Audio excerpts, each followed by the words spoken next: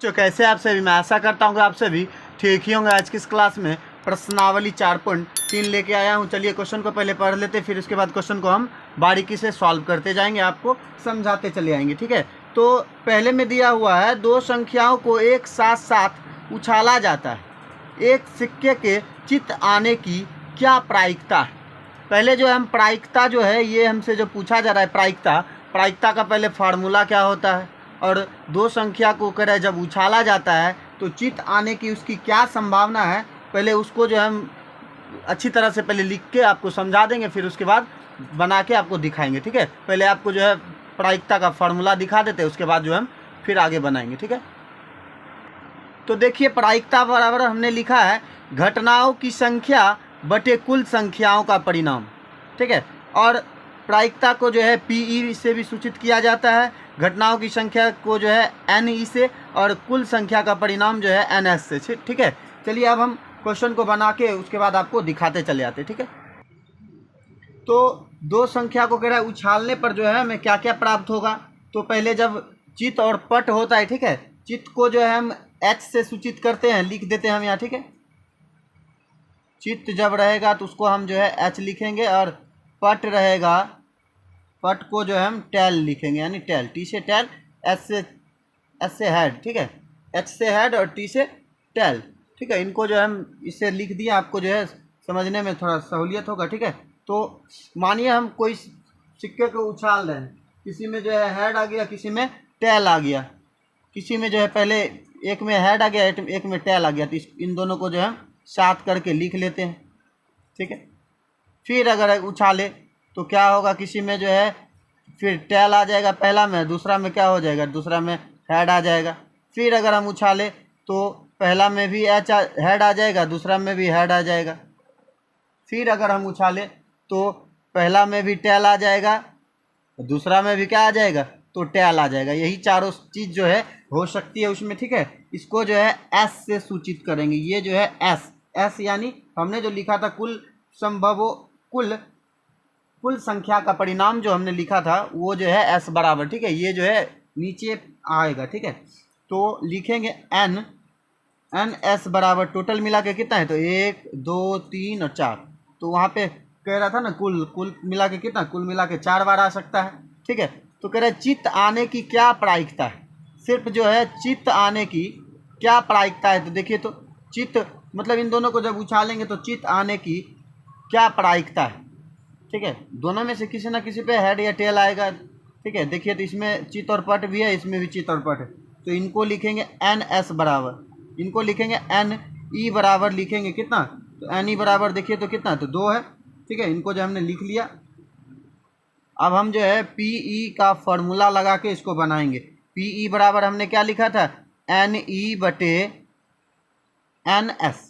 ठीक है, तो देखिए तो पी ई जो है हमें यानी प्रायिकता जो हमें निकालना है, तो एन ई हमें क्या दिया हुआ है, एन ई जो है हमें 2 दिया हुआ है, और एन एस हमने कितना निकाला, तो एन एस हमने जो है 4 निकाला, तो इसका जो है यही आंसर हो गया। ठीक है, चलिए अब क्वेश्चन 2 को पढ़ लेते, फिर उसके बाद क्वेश्चन 2 को हम सॉल्व करेंगे। तो दिया हुआ है एक थैले में 6 सफ़ेद, 11 लाल और 7 पीले रंग की गेंद है, उस थैले में से एक पीले गेंद निकालने की प्रायिकता ज्ञात कीजिए। तो पहले हम देख लेते हैं कि टोटल मिला के जो है कितने रंग। चलिए कुल कर देंगे, तो कुल करने के बाद देखिए इन सब को जो है टोटल जो है रंग का दिया हुआ है, उनको पहले टोटल कर लेते हैं। ठीक है, इनको जो है जोड़ लेते हैं, जोड़ने के बाद देखेंगे तो 6 और 11 का जोड़ेंगे तो कितना, 17, 17 और 4 जोड़ेंगे कितना हो जाएगा, 17 और 4 24, कुल मिला के जो है हमें 24 प्राप्त हुआ। ठीक है, कुल मिला के 24 हो गया, तो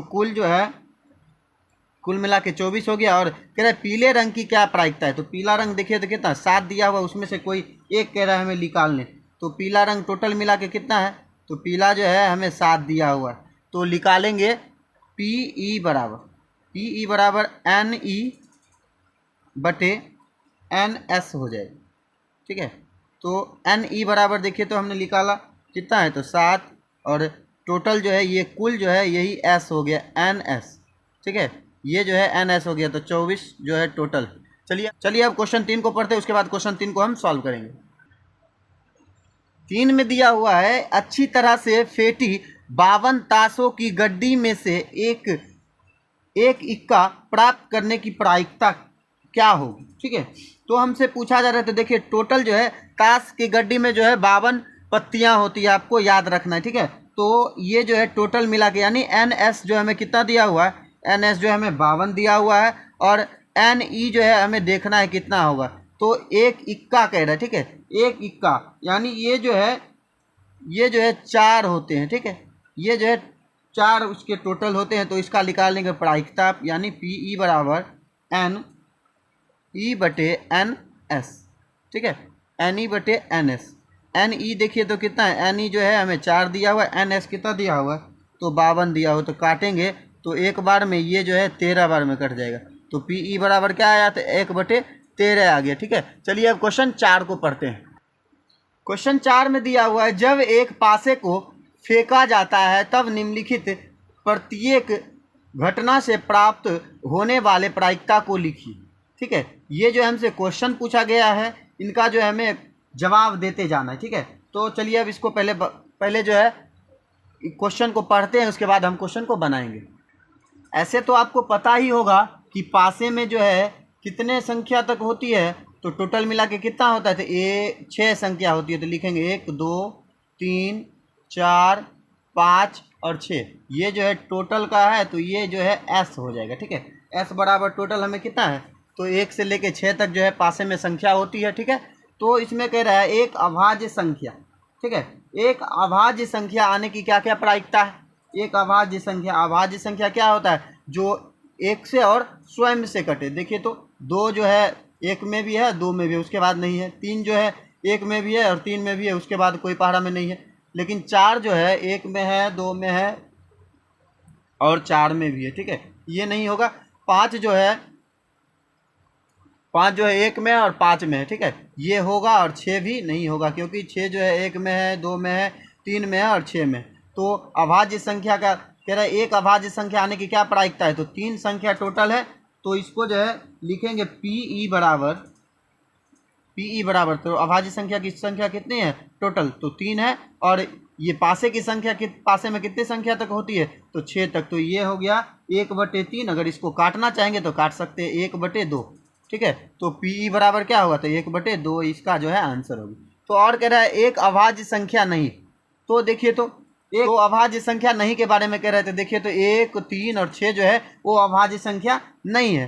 तो PE बराबर लिखेंगे, PE बराबर करके लिखेंगे तो क्या होगा, तो इसका भी जो है टोटल 3 हो जाएगा, बट्टे क्या होगा, तो 6 काटेंगे तो 1/2। तो PE बराबर क्या होगा, तो 1/2 इसका जो है आंसर हो गया। चलिए क्वेश्चन 2 का 1A में देखते हैं। 2 का A में देखते हैं, 4 से बड़ी एक संख्या, 4 से कोई भी बड़ी संख्या आ सकती है। तो 4 से बड़ी कौन कौन है, 5 है और 6। ठीक है, 5 और 6 है। तो इसका जो है PE बराबर निकालेंगे, PE बराबर क्या होगा, NE जो है इसका कितना होगा 2, NS कितना होगा, तो टोटल 6। ठीक है, तो काटेंगे जब 1/3 आ जाएगा। ठीक है, तो इसका आंसर होगा 1/3। चलिए 2 का B में देखते। 2 का B में 4 से बड़ी संख्या नहीं, यानी 4 से जो है बड़ी संख्या नहीं होना चाहिए, 4 से बड़ा नहीं, 4 तक ही, 1 2 3 और 4। तो PE बराबर क्या होगा, तो PE बराबर हम लिखेंगे 4/6। जब इसको काटेंगे तो 2 क्या आएगा, तो 3 आएगा। तो इसका आंसर लिखेंगे 2/3। चलिए अब 3 को देखते। 3 में दिया हुआ एक सम संख्या।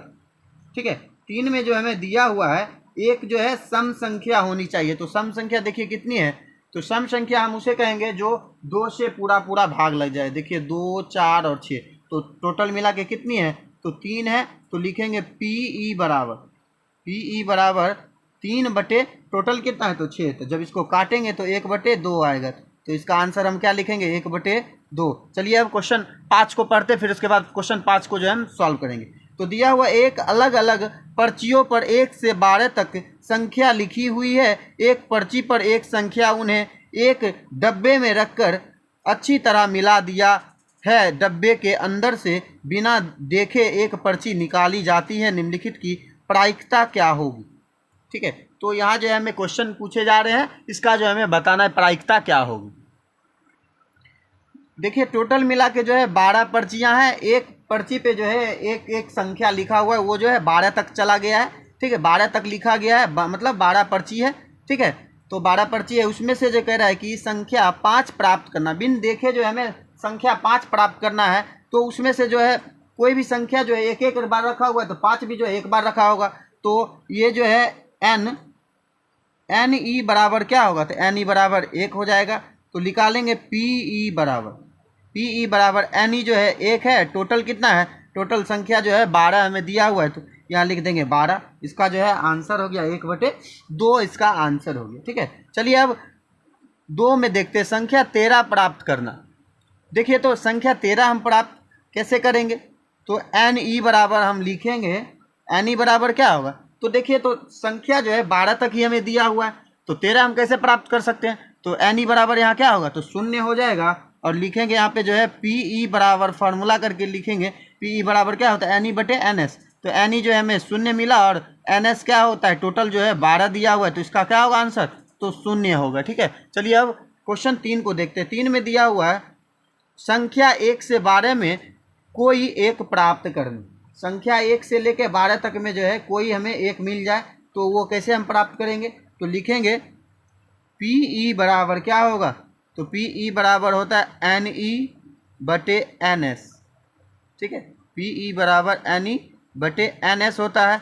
तो टोटल देखिए तो 1 से लेकर 12 तक में कोई भी संख्या प्राप्त करना है, तो क्या होगा, तो इसमें से 12 लिख देंगे और टोटल कितना है, तो 12, तो कट करेंगे तो 1, तो इसका आंसर चलिए 1 आ गया, ठीक है। ये आज का चैप्टर जो है यहीं पे समाप्त करते हैं। अगर यह वीडियो आपको अच्छा लगा होगा तो हमारे इस channel study zone by Manjeet sir को लाइक करें, सब्सक्राइब करें और बेल आइकन को ऑल पे दबाना ना भूलें, जिससे कि हमारा वीडियो जब भी आए तो आप तक जो है नोटिफिकेशन के जरिए आपको पता लग जाए कि वीडियो आया है। चलिए तब तक के लिए ओके बाय।